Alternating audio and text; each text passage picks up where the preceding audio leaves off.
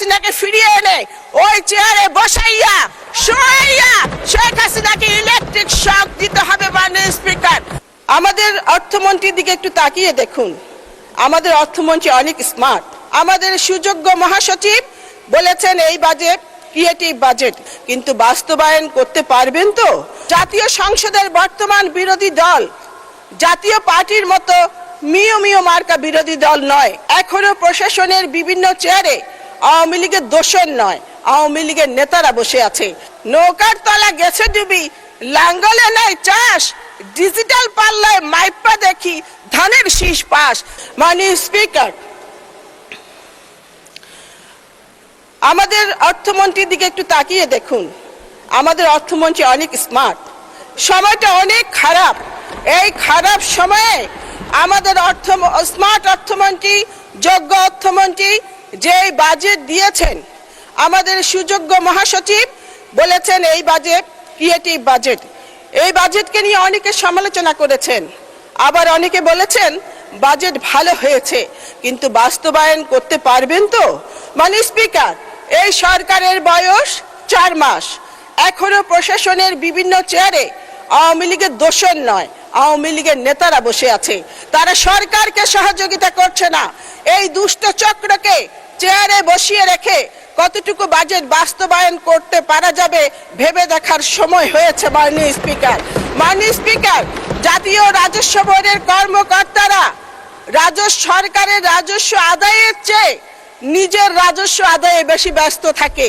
রাজস্ব বাড়াতে হলে রাজস্ব বোর্ডে সার্জিক্যাল অপারেশন প্রয়োজন। মাননীয় স্পিকার, আপনার মনে আছে নির্বাচনের আগে একটি দল নির্বাচন না করার ষড়যন্ত্র হিসেবে পিআর বলে টিকটক করছিলেন? আমাদের প্রিয় নেতা সকল ষড়যন্ত্রকারীদের বীজ দাঁত ভেঙে দিয়ে যেভাবে নির্বাচন আদায় করেছেন, ঠিক সেইভাবে সমালোচনাকারীদের মুখে কলপেটে দিয়ে এই বাজেট উনি বাস্তবায়ন করবেন ইনশাল্লাহ। মাননীয় স্পিকার, জাতীয় সংসদের বর্তমান বিরোধী দল জাতীয় পার্টির মতো মিও মার্কা বিরোধী দল নয়। চেয়ে দেখেন কেমন সাদা ঝকঝকা ফকফকা সত্যিকারের একটি বিরোধী দল। উনারা যখন বাজেট নিয়ে সমালোচনা করেন আমরা কিছু মনে করি না, কিন্তু উনারা যখন বলেন যে উনাদের 168 সিট পাওয়ার কথা ছিল, বিএনপি ইঞ্জিনিয়ারিং করে তাদেরকে 68 সিট দিয়েছে, কথাটা সত্য নয়। আমি নির্বাচনের আগে ফেনীর এক নারী ভোটারকে জিজ্ঞেস করেছিলাম ভোটের কি অবস্থা। ওই নারী ভোটার আমাকে বলেছিল নৌকার তলা গেছে ডুবি, লাঙ্গলে নাই চাষ, ডিজিটাল পাল্লায় মাইপা দেখি ধানের শীষ পাস। মাননীয় স্পিকার, আমাদের নেতা জনাব তারেক রহমানের উপর এদেশের মানুষের আস্থা এবং বিশ্বাসের কারণে আমাদের এই ভূমিধস বিজয়। মাননীয় স্পিকার, নিত্য প্রয়োজনীয় দ্রব্যের উপর কর ছাড় দেওয়া হয়েছে। আমি নিজে বাজার করি, আমি স্বস্তিতে আছি, এদেশের মানুষও স্বস্তিতে আছে।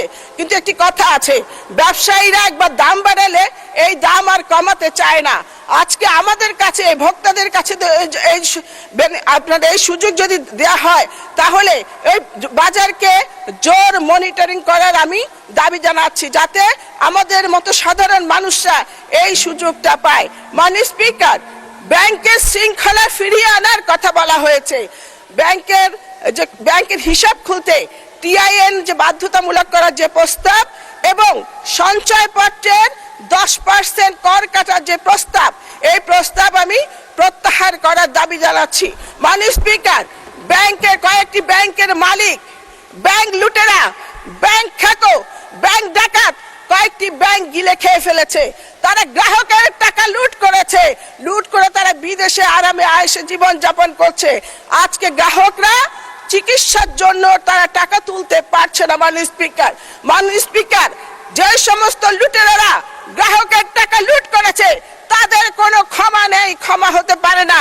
তাদের সম্পত্তি নিলামে বিক্রি করে গ্রাহকের টাকা গ্রাহকের হাতে ফিরিয়ে দেওয়ার দাবি জানাচ্ছি। মাননীয় স্পিকার, 24 জুলাই আন্দোলনে আমাদের ফেনীর 11 জন জীবন দিয়েছে। তাদের পরিবার আমি এমপি হবার পর আমার সাথে এসে দেখা করে তারা পুলিশ প্রশাসন এবং আদালতের প্রতি ক্ষোভ প্রকাশ করে বলেছে পুলিশ প্রশাসন আসামিদের ধরছে না, আবার ধরলেও আদালত তাদের জামিন দিয়ে দিয়েছে। তারা আমাকে বলেছে আমরা আপনাদের কাছে কিছু চাই না, আমরা শুধু আমাদের সন্তান হত্যার বিচার চাই, আপনি এই সংসদে এই কথাটি তুলে ধরবেন। মাননীয় স্পিকার, কিছুদিন আগে একটা আয়নাগর দেখলাম, সে আয়নাগরে একটা চেয়ার দেখলাম, সেখানে বিরোধী দলের নেতাদের ইলেকট্রিক। মাননীয় সদস্য ধন্যবাদ। আচ্ছা আচ্ছা, এক মিনিটে কনক্লুড করেন, 1 মিনিটে। 2 মিনিট ধরে, 1 মিনিট হবে না মাননীয় স্পিকার। আচ্ছা 2 মিনিট, ওকে 2 মিনিট।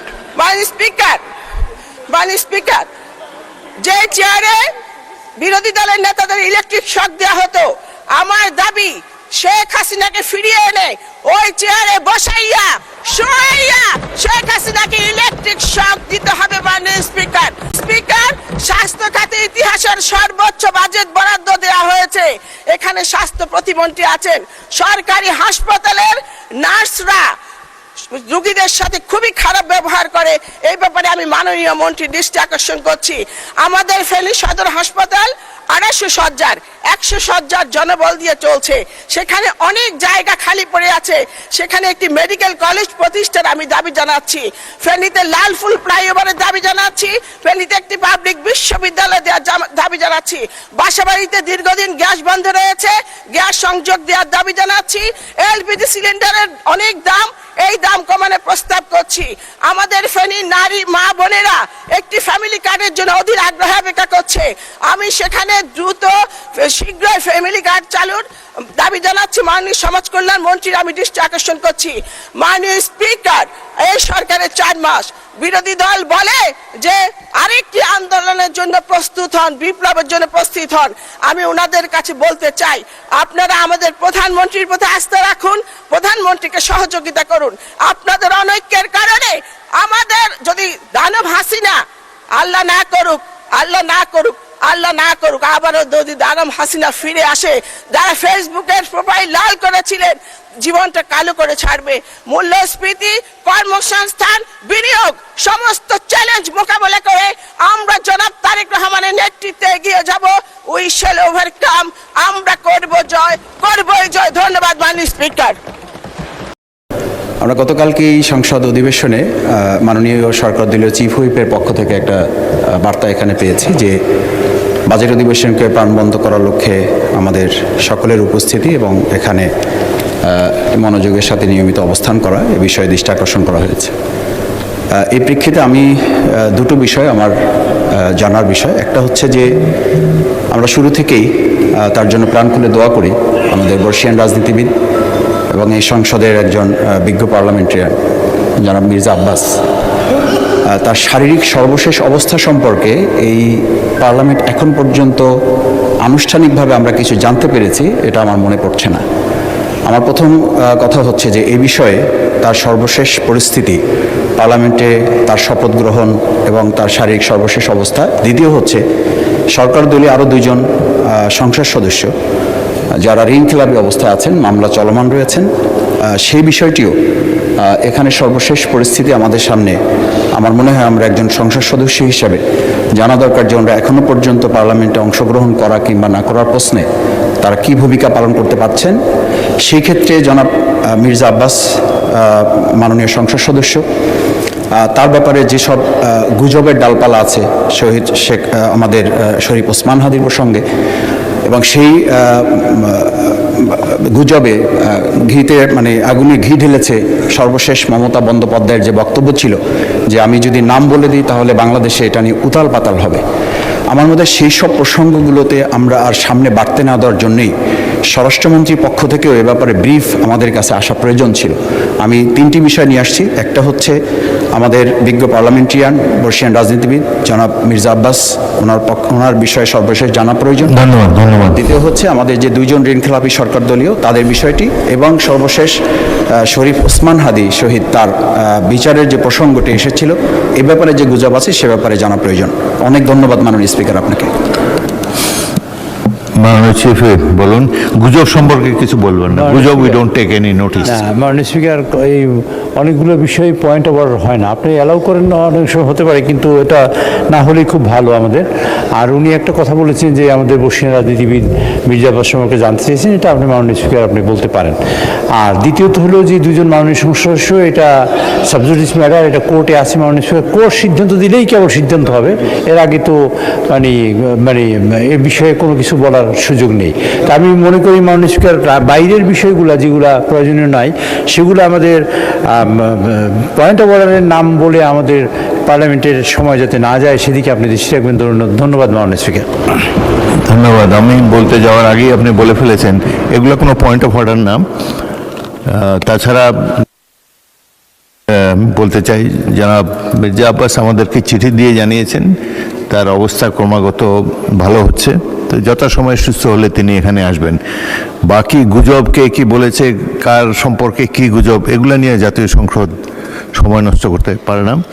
এবং সুতরাং পয়েন্ট অফ অর্ডার বলার সময় আপনারা চলমান বিষয়ের উপরে কিছু বলবেন এবং অযথা সংসদের সময় নষ্ট হয় এমন কিছু উত্থাপন তুলবেন না। গুজব কখনো জাতীয় সংসদের বিবেচ্য বিষয় নয়। আর তাছাড়া যেসব বিষয় সাবজুডিস আদালতে চলমান আছে সেগুলোর চূড়ান্ত সিদ্ধান্ত জানার পরই জানানো হবে। কোনো সংসদ সদস্য যদি সদস্য পদ চলে যায় যথাসময়ে সংসদ থেকে সবাইকে জানিয়ে দেওয়া হবে।